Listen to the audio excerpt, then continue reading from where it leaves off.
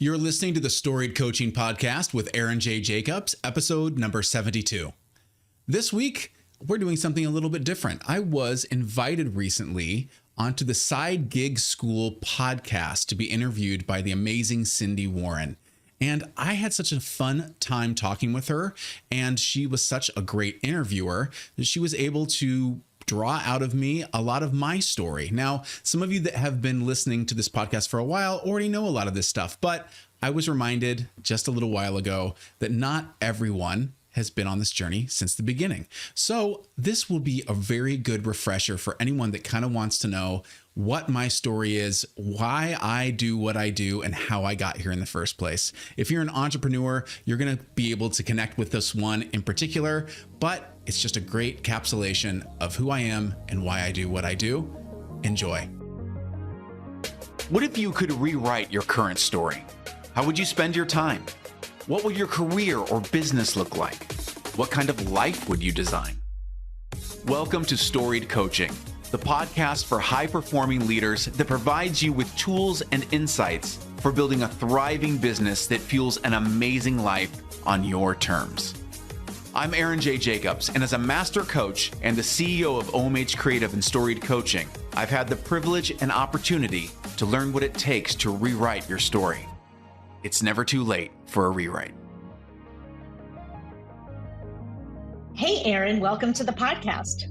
Well, hello there, Sindy. Funny meeting you here. I'm so excited to have you on today. Aaron J. Jacobs, why don't you tell us who you are and what you do? Got you. Well, depending on who you ask, I do lots of different things, but I think the most relevant thing that I do for your audience is I help people birth their stories. So I am a midwife of stories for people. Sometimes that is entrepreneurs that need to learn how to effectively pitch their story. And sometimes the work that needs to happen before that can happen is they need to figure out what their story is, what their hero's journey has been, and how that connects with their audience and helps their audience to get the results that they want. So sometimes that's with entrepreneurs. Sometimes it is with corporations like Microsoft or technology companies like SAP or Meta who want to know how to tell the story of their new product. And so they work with me and my team in order to figure out like what would be a compelling way to tell this story through video and through marketing. And we've helped people with that. Helping people individually with their own personal hero's journey as well. Like I said, a lot of times with entrepreneurs, that's work I really love doing and is extremely exciting because it's so helpful. And I would say coaching in general, which I know you're very familiar with and the people that work with you are as well, is having an external observer that can go, hey, I know that you're having trouble seeing the forest through the trees, but there is a beautiful story here of your life and what the journeys, the hero's journeys that you've gone on in order to become the person you are today that can serve your audience or do a great job at your current job or start a side hustle. And sometimes it just really helps to have an external observer be able to go like, hey, I see these amazing things.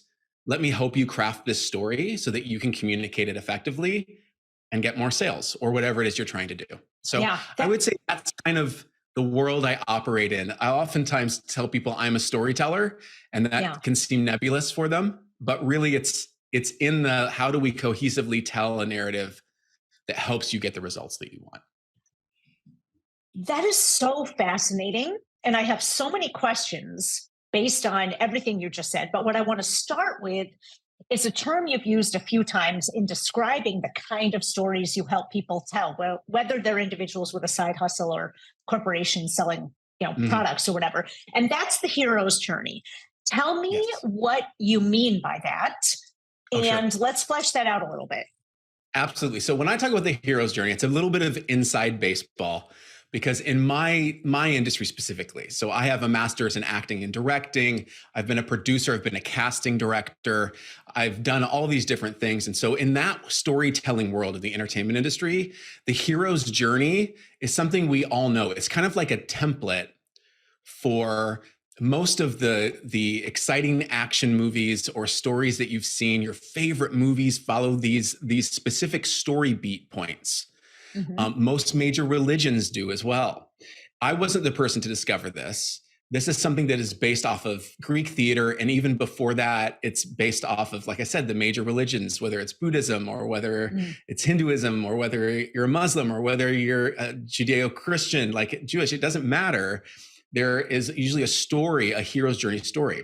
There is a gentleman named Joseph Campbell who in our lifetime codified this. He did a lot of research. He's an amazing, amazing man that kind of looked for all of these different themes all over the world. Like I said, major religions, storytelling structure, oral storytelling structure, back to days of recorded history, through now how we consume media on, Netflix or our favorite television series or our movies we love watching, whether it's Avatar, whether it's Star Wars. In fact, Joseph Campbell is this scholar that found all these different themes. Like heroes usually start out in a certain place and then something happens in their life that incites action. They can no longer live in their regular world. They've been had a call to adventure. They're supposed to go and do something now. And they meet people along the way. They may have to slay dragons, in quote marks, come against obstacles, overcome those obstacles. And through that risk, they become a new person. And there is an external change to them a lot of times. For instance, if you start a new business or a side hustle, people will see that there's a tangible thing there. Maybe you're earning more money, or maybe you just feel more confident, things like that. But the feeling confident part is an internal change that happens. So usually in any hero's journey, there's an external change that happens. For a hero in a story, it might be they have a magic sword now and shiny armor and they're a hero and they just look different. But there's an internal change as well. They came from maybe being that, if we're talking about Luke Skywalker, this farm boy on a desert planet becomes a Jedi Knight. But the internal things that happen to him to be able to make that happen, and the struggles that he or she has to go through in order to evolve and become a new person who thinks differently about the world. That is the hero's journey. And so there's these codified points that anyone can look this up on, even if you're looking up on Google, is you can see what the hero's journey standard plot points are in any movie or TV show or story that you love. Harry Potter, doesn't matter what it is. They all follow these beats for the most part. And what's interesting is you can use this to your advantage if you are an entrepreneur, if you're starting a side hustle, if you're a business leader. You can use this because if you tell your story using this template, whether it's the work you're doing on yourself or it's a story you're crafting in order to let your people know about what product you sell or how you can serve them or help them, if you follow this structure, your audience's brain, like I said, culturally, it's everywhere. So their brains, maybe not consciously, are like, oh, this is the hero's journey story and I like this. But subconsciously, they're like, oh, they're just drawn in, because every TV show, every movie, every golden book they were read as a child, the Pokey Little Puppy, doesn't matter, Three Little Bears, they all follow these story points. And if you use that to your advantage, your audience's brain is already wired this way. It makes your life so much easier to sell or to be convincing if you're giving a TED Talk, if you follow a storytelling hero's journey structure. So that was a long-winded way of telling you it's everywhere. Yeah. No, I love that answer. And that was such a cohesive and comprehensive explanation of something that I feel like I had sort of an intuitive sense of what is. And as soon as you said hero's journey, the name that popped into my head was Joseph Campbell, but I didn't actually know exactly why. So thank you for explaining that. That is so fascinating. How do you, when you're working with clients, and let's just talk about entrepreneurs, since those are, tend to be the kind of people that are listening to this podcast, or aspiring entrepreneurs. And are my jam. Like these are our people. Yeah. Yeah, totally. Do you self-identify as an entrepreneur? Oh, 100%. Yeah. As soon as I knew that was an identity that I could have and I could claim, it just makes sense in all the different arenas where I work with people or corporations or anything. It's a mindset more than anything. Are you entrepreneurially minded? And I notice nowadays, especially even outside of the classic, small business or startup arena, that the businesses are interviewing, large corporations, when they are interviewing or where they're doing job descriptions even, will say, we want someone who's entrepreneurial minded to lead our business. They want your mindset to be about, like, how would I make this grow if it were mine? Another term for it Mm. I've seen around is extreme ownership. Mhm. People say they want extreme ownership. What they're saying is they want an entrepreneur's brain. Like, what would you do? Don't just do the tasks that we have on this sheet and then go home. Like, what's not on that sheet that would make our business grow, that would make it better? What ideas do you have? Like that's what being an entrepreneur mindset is. And I think that is the magic key for if you're hiring for a regular role or if you Yeah. are starting a side hustle or being a business owner. If you don't naturally have the entrepreneurial mindset the way you've just described it, so in other words, you're like, just tell me what to do and I'll do it, I'll check all the Sure. boxes. How can one start to cultivate an entrepreneurial mindset, in your opinion? I would say along the lines of what I just said. Instead of because there's two ways. If somebody doesn't think that they are already entrepreneurial minded, there's two ways you might react to it. The first one might be like a little bit of panic of, oh, but I like just doing. I know, and I've known people like this as well. Like I just want to do a punch list. That is what I want to do. I want to pull a lever for Yeah. X amount of hours per day, and I want to go home because that's where my life is. And I think that's totally fair. Some people want to have that kind of mindset. But what I would say to that person, if they're being asked to think about things differently and to contribute in a different way, is if you got to make the decisions and you weren't going to get in trouble, like what's the best way to pull those levers? In what order would be that you're not seeing right now, and that maybe the leadership of the company doesn't see and the manager doesn't see because you're pulling these levers every day, even though it's a punch list? Is there a more effective way to pull those levers? Do all those levers need to be pulled? Yeah. Do they need to be done in that order? Would it possibly help the business if we eliminated some of these steps? Like creatively, what would you do if you got to create this role and you wanted the result is the same? We want to get X results, but how would you do it differently that might even bring you joy? It might not, the only difference might be that we're getting the same results, but this way of doing it is more joyful for you and maybe for the customers, because that's valuable and that's an entrepreneurial mindset.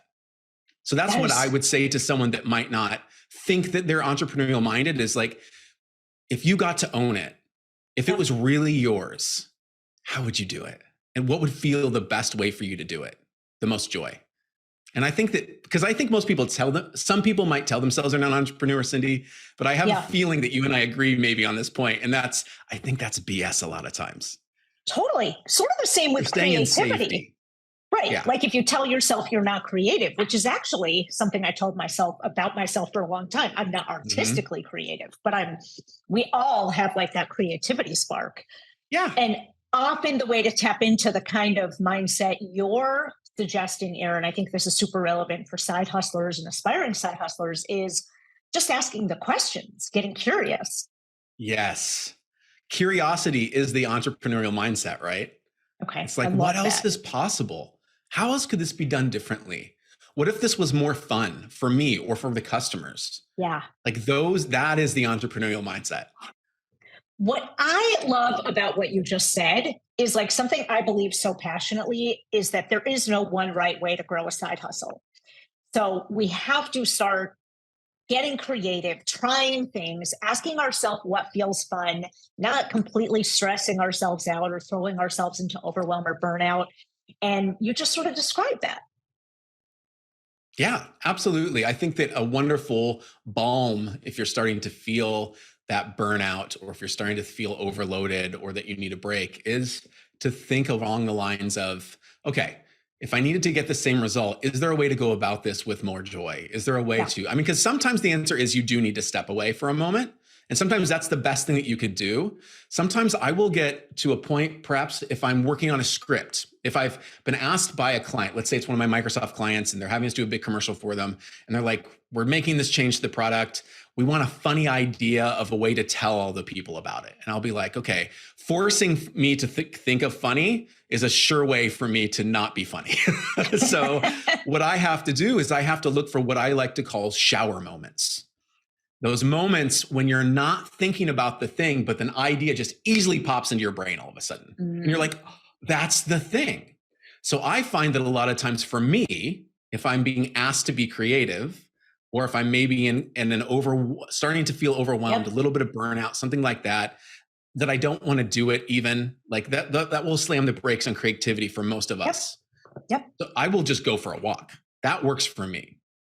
Emptying out my brain. Don't put a podcast in, like no external inputs other than me, what I like to call mental white space, and just going for a walk is a good one for me. Another one, if I can't go for a walk, is just to sit in a chair and close my eyes. Transcendental meditation works well for me. Mm-hmm. For other people, just sitting with your eyes closed with stillness and just observing your thoughts can be really helpful.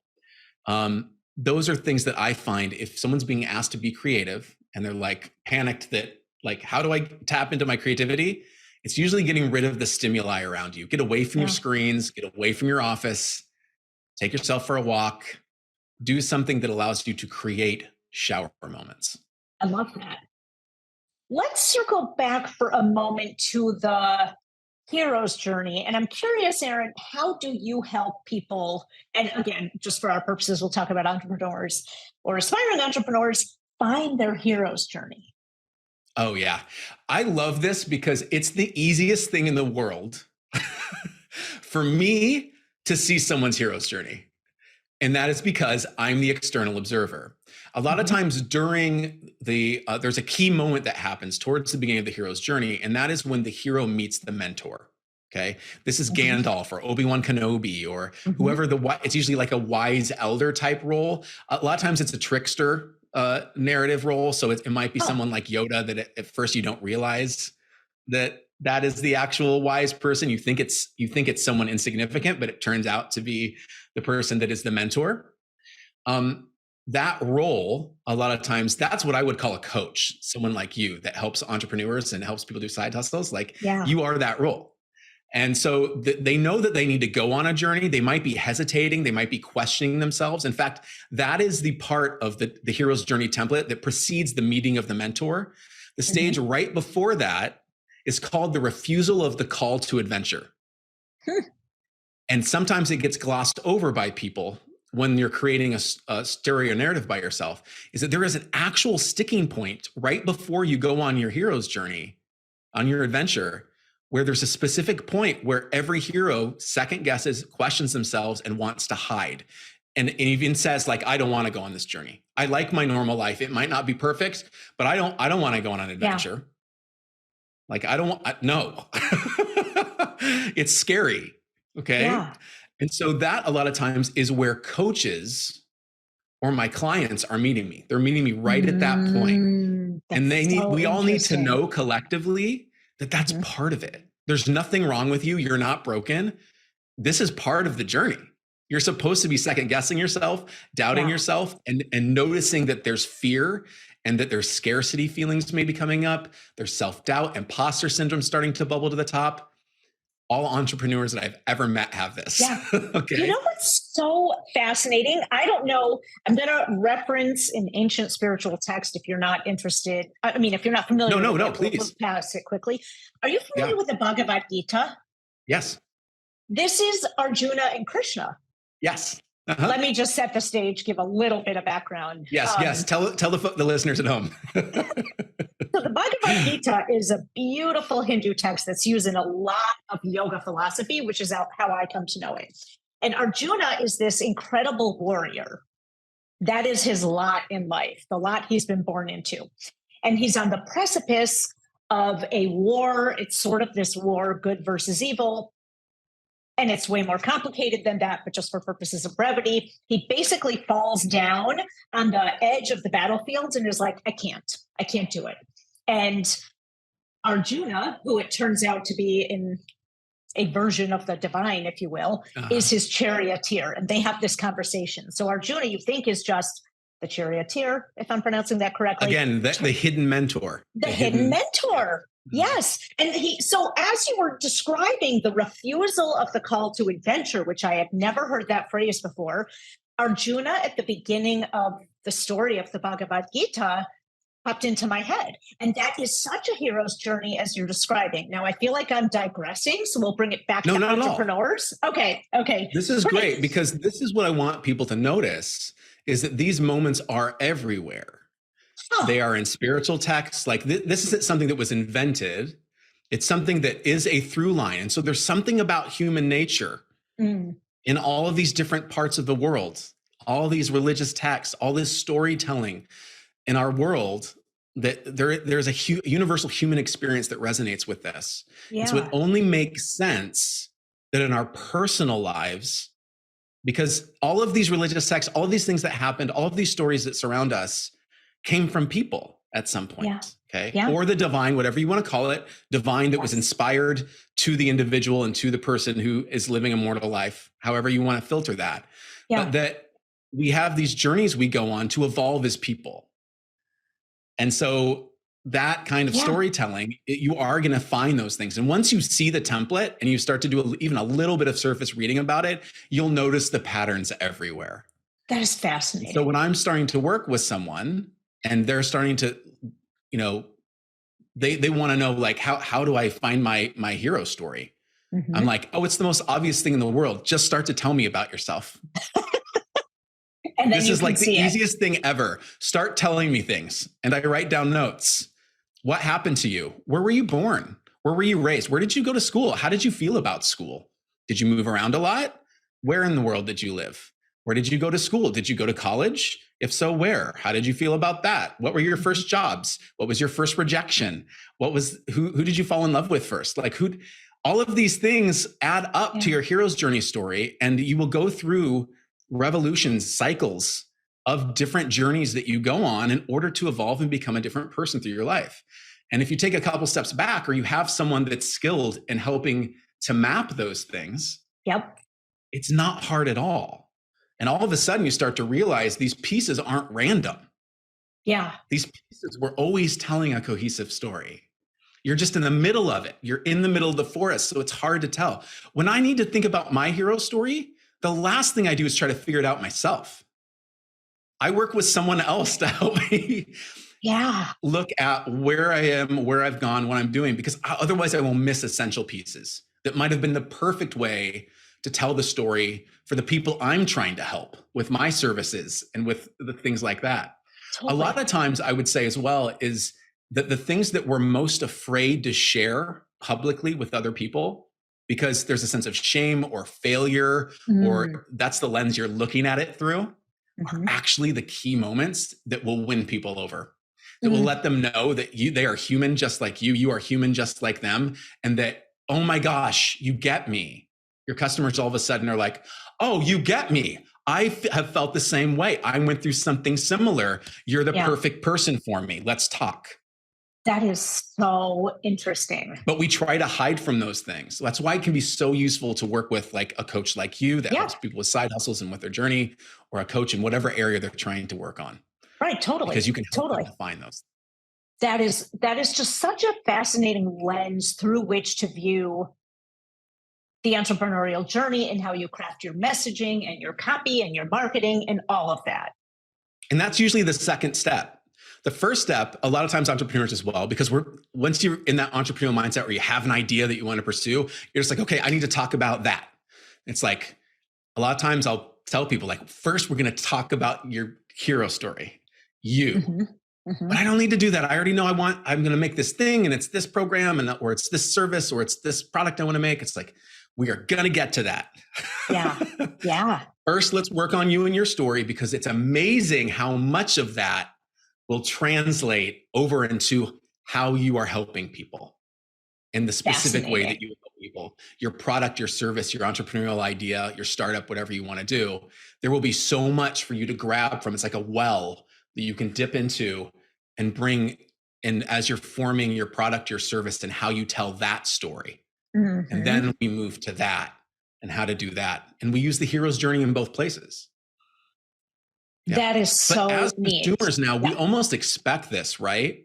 Cindy, think about when you look at things that you buy now, especially, if we're buying things online, whether you're looking at an ad on Instagram, or whether you are looking at reviews on Amazon, or whatever you're doing, we like our companies that we purchase products and service from now. We want there to be a story with it.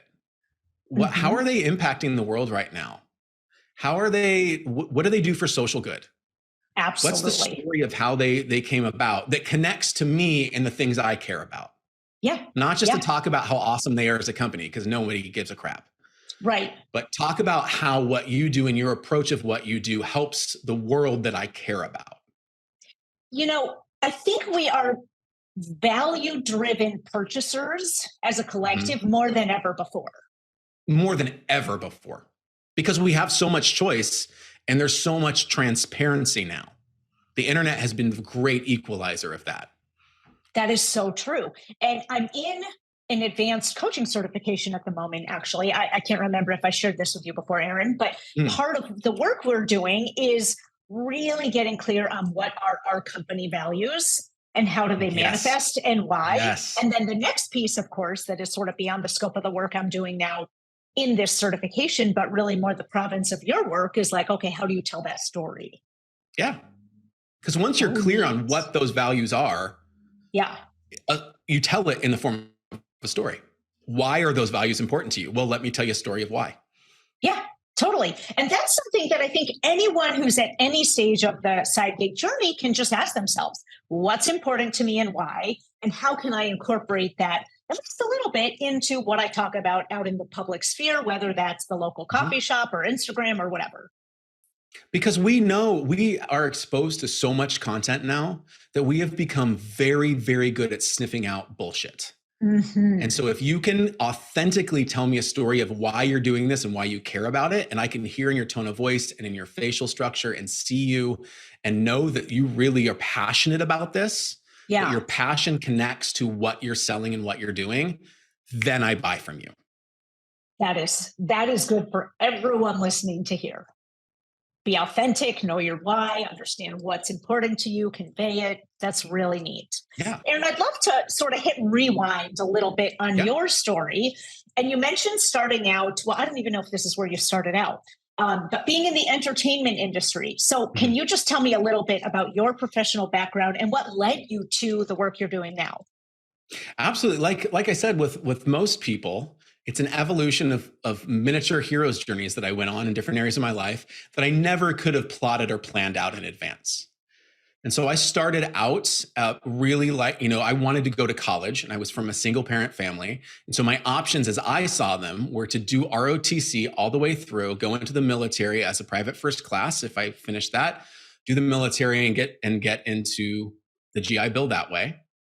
Or I didn't know at the time, but I had a serviceable singing voice and I liked making stuff up and being silly.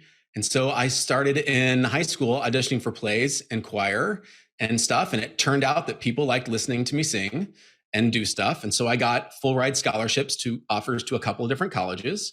And I was like, well, that's better than getting shot at for money. So I'll do that. Um, That's amazing. Good I mean, call. Good call. given the two options, It's I a was tough willing to choice. duck and cover to get to college, Yeah. but given the two options, yeah, sure. And so I went to university, did that, did pretty well, and then got offered some roles and some television, and then I decided I wanted to get a master's. That I wanted to be able to do even better at this, and I wanted to learn about production and about directing, things like that as well. And so I was very lucky and got accepted to the Liverpool Institute of Performing Arts, which is, they call it the Wow. Paul McCartney Fame School over in England. Run by at the time the Queen and Paul McCartney funded it, and so there were 14 of us from all over the world that were selected to come and do this. We were the first graduate class that they had. Oh my gosh, you're Um, kidding. That is so neat.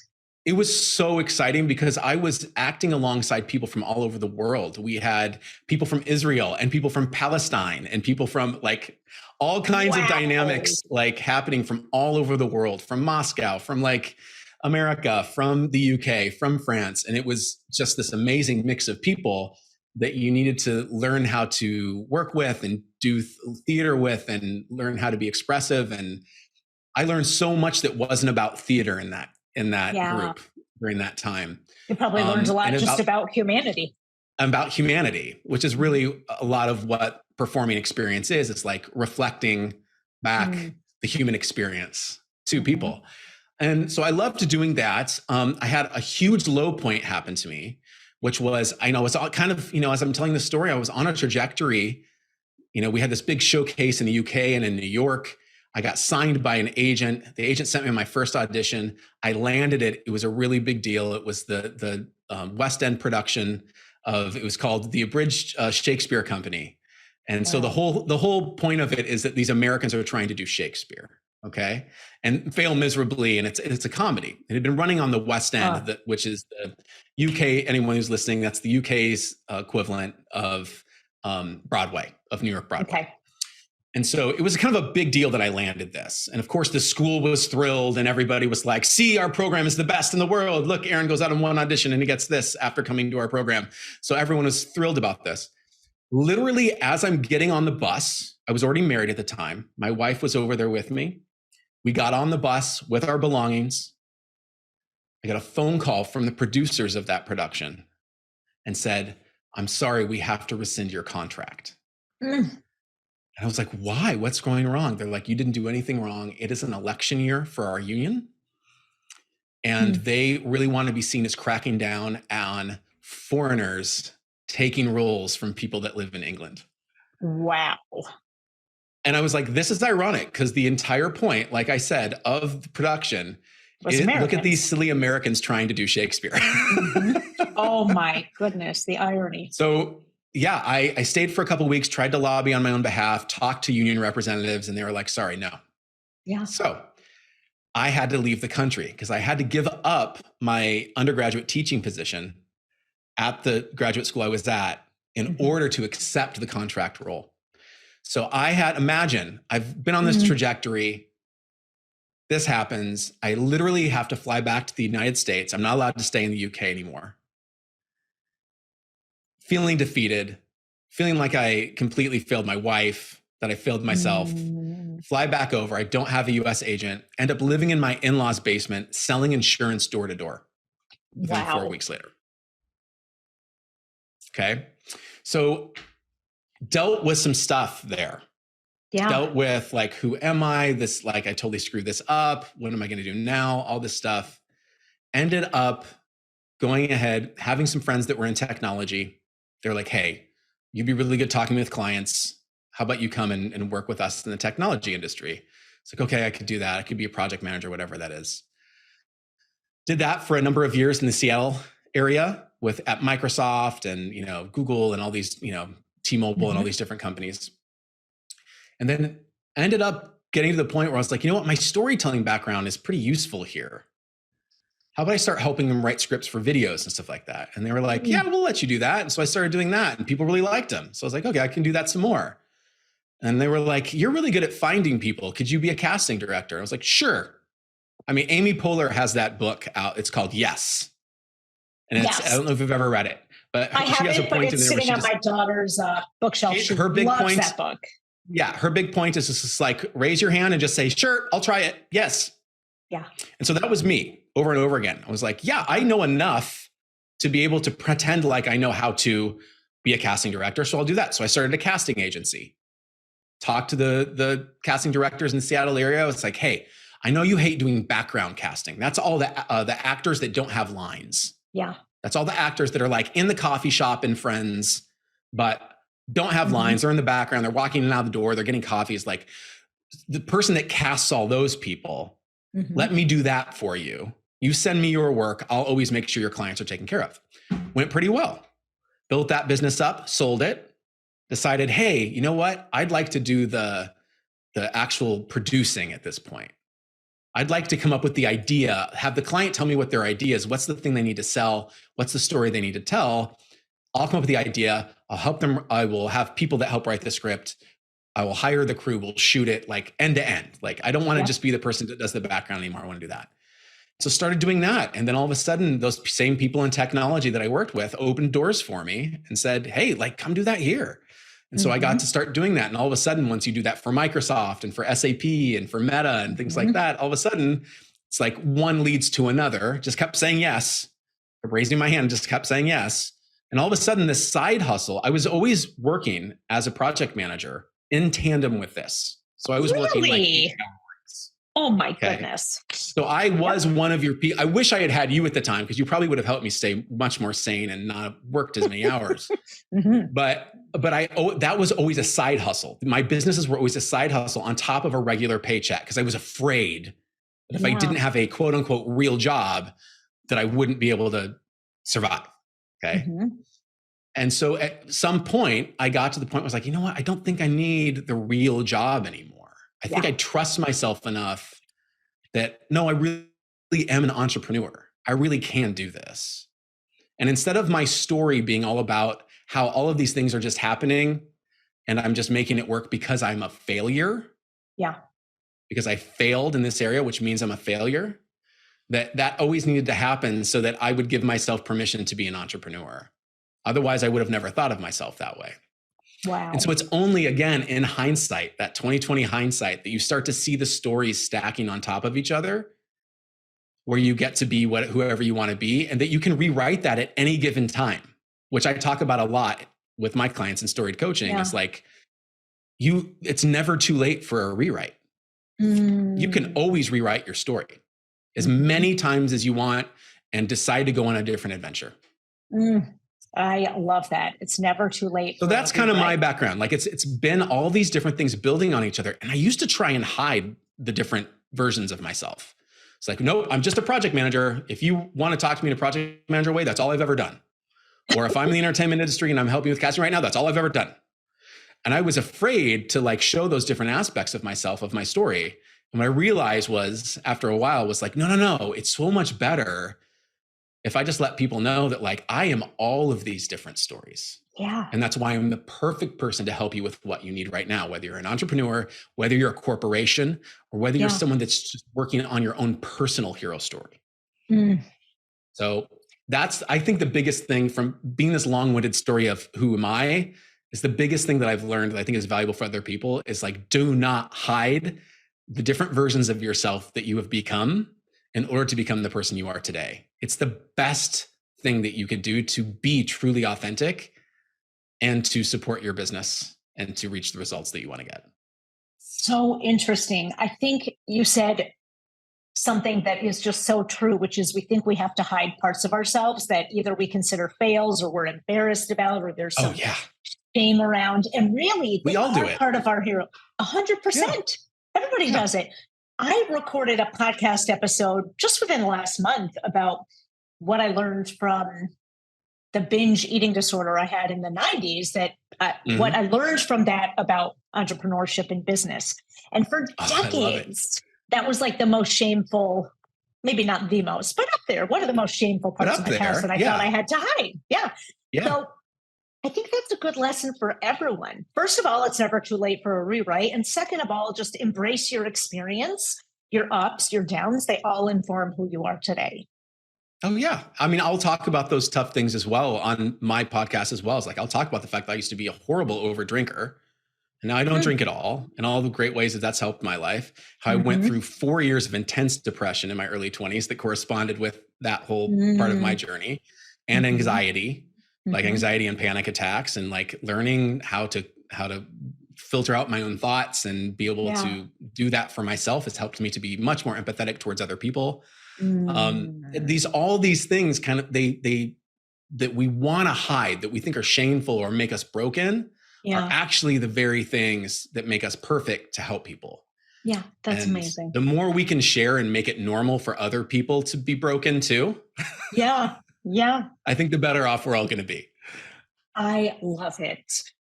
Tell us where we can find you. How can we work with you? You have an amazing podcast that I have the privilege of being on, but just tell us all the things. Yes, you're a great guest. Check out Thank that you. episode, everyone.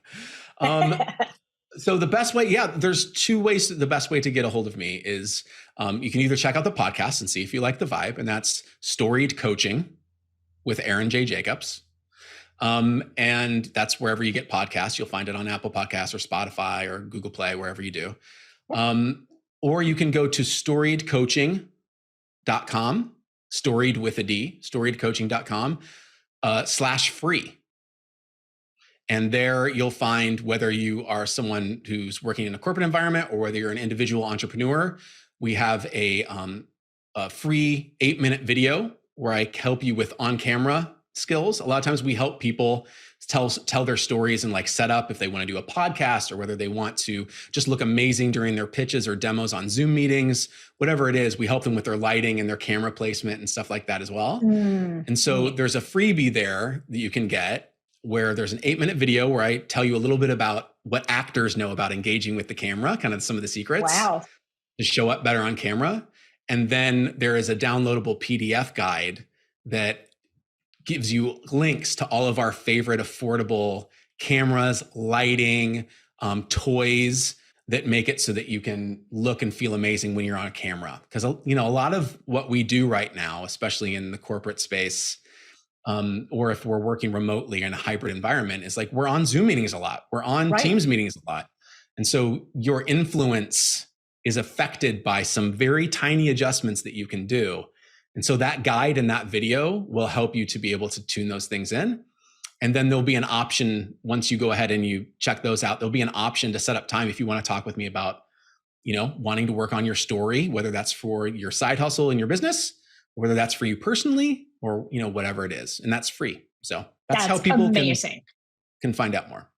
I love that. We will link all that up. Aaron, I can't thank you enough for being here. It was such a fun conversation. Absolutely. Anytime. I love talking with you. Likewise. Always a good time. All right, my friend. We'll talk soon. Hey, do you want to learn how to tell better stories so you can sell more things and look amazing while you do it? Then I want you to head to storiedcoaching.com/free. That's storiedcoaching.com/free. There you're going to find an 8-minute video, a downloadable PDF guide that shows you all the cool equipment that we use with our students, and links in order for you to find out where the best prices are, and the opportunity to go ahead and book a meeting with me or one of my team members to have a 30-minute strategy session where we can hear about the results you want to get in your business or in your own story that you're trying to build for yourself as an entrepreneur, or if you're just looking to find a new role and you want to be able to find the best way to be able to do that. This is exactly what you need. So head to storiedcoaching.com/free, and we look forward to helping you get your results. Thanks for listening to Storied Coaching with Aaron J. Jacobs. If you want more information or resources from the podcast, visit us at storiedcoaching.com.